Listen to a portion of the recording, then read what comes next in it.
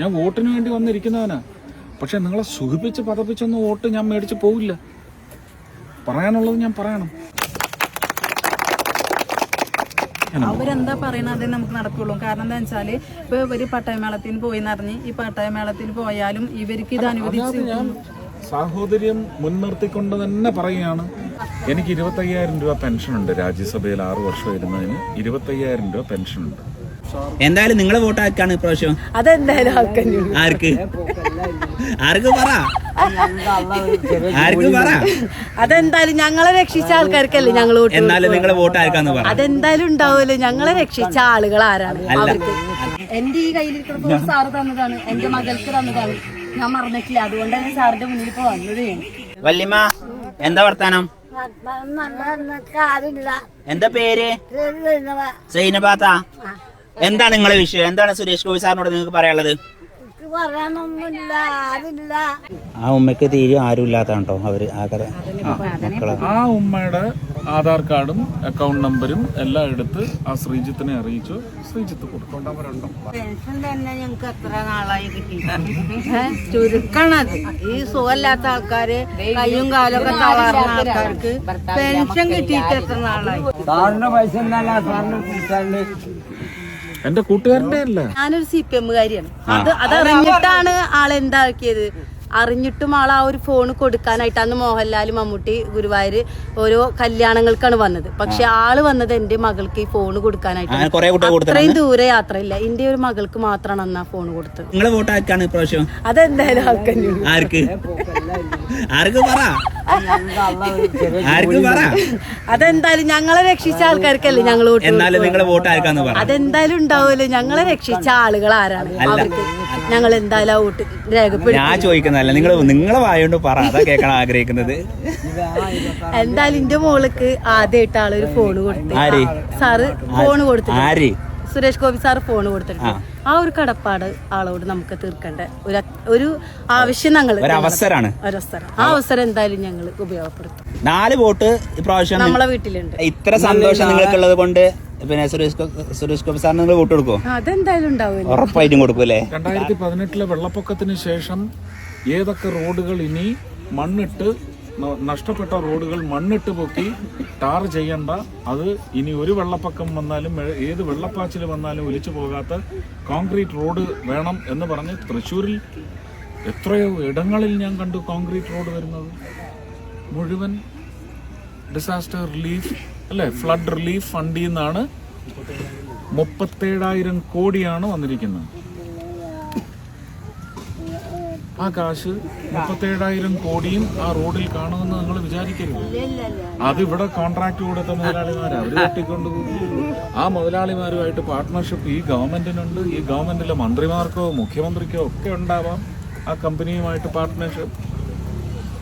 Pension തന്നെ ഞങ്ങക്ക് എത്ര നാളായി കിട്ടിയിട്ട് ചുരുക്കണത്.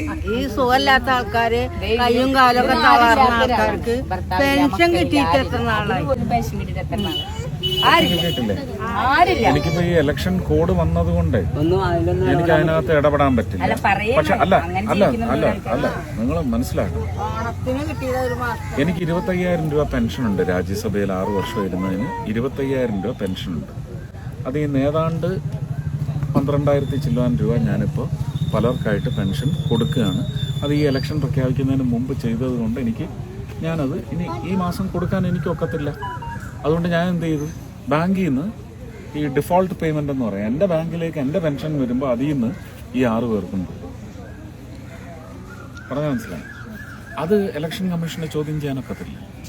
അതൊരു പ്രീ അറേഞ്ച്മെന്റ് ആണ്, നേരത്തെ തീരുമാനിച്ച ഒരു പദ്ധതിയാണ്. അതങ്ങനെ പൊയ്ക്കൊണ്ടിരിക്കും. പക്ഷെ പുതുതായിട്ട് ഒരാൾ കൂടെ ഞാൻ തരാമെന്ന് എനിക്ക് പറയാനൊക്കത്തില്ല. പക്ഷേ മനസ്സിലാക്കിക്കോ, എൻ്റെ ഈ പ്രവർത്തനം കണ്ടിട്ട് ദുബായിലുള്ള ഒരു ശ്രീകുമാർ, അയാളുടെ അനുജനോ ചേട്ടനോ ശ്രീജിത്ത് എന്ന് പറയുന്ന ആള് കേരള ക്രിക്കറ്റ് അസോസിയേഷന്റെ പ്രസിഡന്റാണ്. അങ്ങേര് എന്നെ വിളിച്ചു പറഞ്ഞ് 4-5 പേർക്ക് ഞാൻ കൊടുക്കാൻ ചേട്ടൻ വിളിച്ച് പറഞ്ഞിരിക്കുന്നു കൊടുക്കാൻ തയ്യാറാണ്. അപ്പോൾ ഒരു കാര്യം ചെയ്യാം, ഞാൻ ആ ശ്രീജിത്തിനെ അറിയിക്കാം. അവരാരെങ്കിലും ആധാർ കാർഡ് കണ്ടെത്തി ഒരു 4-5 പേർക്ക് അവർ കൊടുക്കുമെങ്കിൽ നിങ്ങൾക്ക് ആ ഭാഗ്യം ഉണ്ടാവട്ടെ എന്ന് മാത്രമേ എനിക്കിവിടെ പറയാം. ആ ഒരു വാഗ്ദാനം ഒരു ഇലക്ഷൻ കമ്മീഷൻ ചോദ്യം ചെയ്യാനൊക്കത്തില്ല, ഞാൻ കൊടുക്കുന്നില്ല. ആ ഉമ്മയ്ക്ക് തീരെ ആരും ഇല്ലാത്തതാണോ അവര് ആകെ മക്കളെ? ആ ഉമ്മയുടെ ആധാർ കാർഡും അക്കൗണ്ട് നമ്പരും എല്ലാം എടുത്ത് ആ ശ്രീജിത്തിനെ അറിയിച്ചു. ശ്രീജിത്ത് കൊടുക്കും. അതിനൊന്നുമില്ല. അക്കൗണ്ട് തുടങ്ങണം. എന്റെ കൂട്ടുകാരന്റെ അല്ല, എന്റെ ഒരു പരിചയക്കാരൻ വിളിച്ച് ഇങ്ങനെ ഒരു കാര്യം ചെയ്യുന്നുണ്ടല്ലോ, ഞങ്ങളുമൊക്കെ ഇതൊന്ന് ചെയ്തോട്ടെ. അവരെന്താ പറയണത് നമുക്ക് നടക്കുള്ളൂ. കാരണം എന്താ വെച്ചാല് ഇപ്പൊ ഇവര് പട്ടായമേളത്തിന് പോയി എന്നറിഞ്ഞ് ഈ പട്ടായമേളത്തിന് പോയാലും ഇവർക്ക് ഇത് അനുവദിച്ച് ഞാൻ സാഹോദര്യം മുൻനിർത്തിക്കൊണ്ട് തന്നെ പറയുകയാണ്. അന്നേരം പിന്നെ നമ്മളെ എവിടെയെങ്കിലും അങ്ങനെ എവിടെയെങ്കിലും ഒന്നും പറഞ്ഞയക്കത്തില്ല.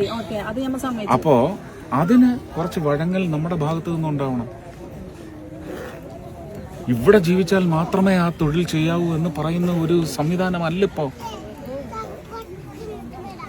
അപ്പൊ അതിലൊന്നും നമ്മൾ കടുംപിടുത്തം പിടിക്കരുത്. സർക്കാരിന് ചെയ്യിക്കില്ല എന്ന് പറയുന്ന നിശ്ചയത്തിലേക്ക് നമ്മൾ എത്തിക്കരുത്. നമ്മുടേതാണ് ആവശ്യം. ആ മനോഭാവ മാറ്റം നമുക്ക് വേണം. ഞാൻ വോട്ടിന് വേണ്ടി വന്നിരിക്കുന്നവനാ. പക്ഷെ നിങ്ങളെ സുഖിപ്പിച്ച് പതപ്പിച്ചൊന്നും വോട്ട് ഞാൻ മേടിച്ച് പോവില്ല. പറയാനുള്ളത് ഞാൻ പറയണം. സർക്കാരുകൾക്ക് സാർ പറഞ്ഞൊന്ന് മനസ്സിലായ നിങ്ങളെ ഉദ്ദേശം എന്താന്ന് വെച്ചെങ്കിൽ ഇവിടെ തന്നെ കിട്ടണമെന്ന്. പക്ഷെ അങ്ങനെയല്ല സാർ പറയണത്. എന്താണ് സർക്കാർ ഉദ്ദേശിക്കുന്നത്, സർക്കാർ എന്താ പറയുന്നത്, ആ പറയുന്ന പ്രകാരം നീങ്ങ. അത് വെച്ചിട്ട് കുറെ ലോങ്ങൊന്നും പോകില്ല. ഒരു ലോകനീതി അല്ല, ഒരു രാജ്യനീതിയാണ്, ഒരു സംസ്ഥാന നീതിയാണ്. അതനുസരിച്ച് പിണറായിക്കായാലും ഉമ്മൻചാണ്ടിക്കായാലും ആർക്കായാലും ചെയ്യാൻ പറ്റും. അപ്പൊ അവരെ കൊണ്ട് അതാ ഞാൻ പറഞ്ഞു, ഈ 26 കൊല്ലമായിട്ട് നടക്കാത്തതിന്റെ പിന്നിൽ ഇങ്ങനെയുള്ള അവകാശവാദങ്ങളെല്ലാം സർക്കാരിനെ കുഴപ്പത്തിലാക്കും. അപ്പൊ അവരിത് തളർത്തും. നമുക്ക് സാധ്യമാക്കാനുള്ള മാർഗത്തിലേക്ക് നമ്മൾ എത്രയാണ് വഴങ്ങുന്നത്, അതും പ്രധാനമാണ്. ഞാൻ ഉടനെ പിണറായിയെയും ഉമ്മൻചാണ്ടിയും ഒന്നും സപ്പോർട്ട് ചെയ്യല്ല. പക്ഷെ അത് സർക്കാർ സംവിധാനമാണ്. ആര് ഭരിച്ചാലും സർക്കാരിന്റെ സ്വത്താണ്, അത് ബഹുജനങ്ങളുടെ സ്വത്താണ്. അത് നമ്മൾ മനസ്സിലാക്കണം. അവിടെ നമ്മൾ ഉടനെ പ്രക്ഷുബ്ധമായി നമ്മുടെ അവകാശങ്ങൾ എന്ന് പറഞ്ഞാൽ ആ അവകാശങ്ങളെ ചോദ്യം ചെയ്യാൻ വലിയൊരു സമൂഹം വെളിയിലുണ്ടെന്നുള്ളത് നമ്മൾ ഓർത്തോണം. അവർ പിന്തുണയ്ക്കത്തില്ല നമ്മളെ. അവർ നമ്മളെ പിന്തുണയ്ക്കുന്ന തരത്തിൽ നമ്മൾ അടിമപ്പെടുക അല്ല, വഴങ്ങുക. എല്ലാം ചിന്തിക്കണം. ജനങ്ങളുടെ മനോഘടന എന്ന് പറയുന്നത് നേരെ വെച്ച പിന്നെ ആർക്കും അതിനെ തിരസ്കരിക്കാൻ സാധ്യമല്ല. നമ്മൾ സ്ട്രൈറ്റ് ആയി. ഞാൻ ഈ സർക്കാരിന്റെ നടപടിയെ ഞാൻ ഉടനെ അവർ ചെയ്യുന്നതാണ് ശരിയെന്നല്ല ഞാൻ പറയുന്നത്. പക്ഷെ അവർക്ക് ചെയ്യാൻ പറ്റുന്ന ശരിയിലേക്ക് നമ്മളുടെ വഴങ്ങൽ കൂടി ഉണ്ടാവണം. കാര്യം നടക്കും.